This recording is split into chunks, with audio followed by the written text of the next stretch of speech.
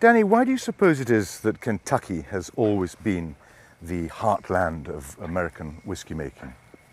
Well, you know, there's an interesting thing. Kentucky has some things going for it that in combination you don't find in any other state. The first being corn.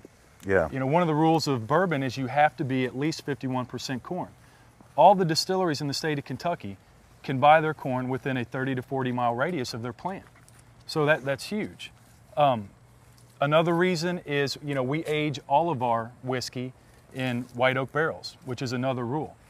All the white oak that we use and other distilleries use can be found in Kentucky, Indiana, Illinois, Missouri. Yeah, so, within about a 100-mile radius. So, you know, it's just logistics.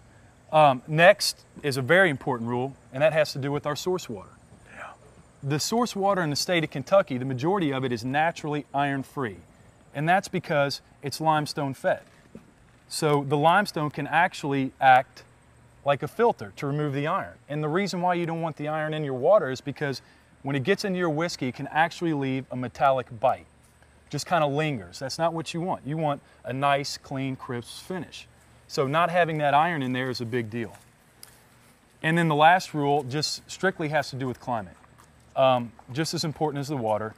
And in Kentucky, we have the greatest temperature differences than any other state when it comes to summer and winter. Summertime can get up to 105 degrees. Wintertime, not unusual to get below 10.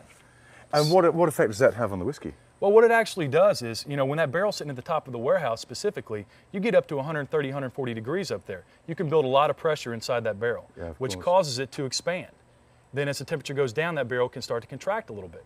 So what happens is you can actually force a little bit of maturation. You force the alcohol into the wood, and then you pull it back out. It basically gives you a much faster maturation than you find in any other state.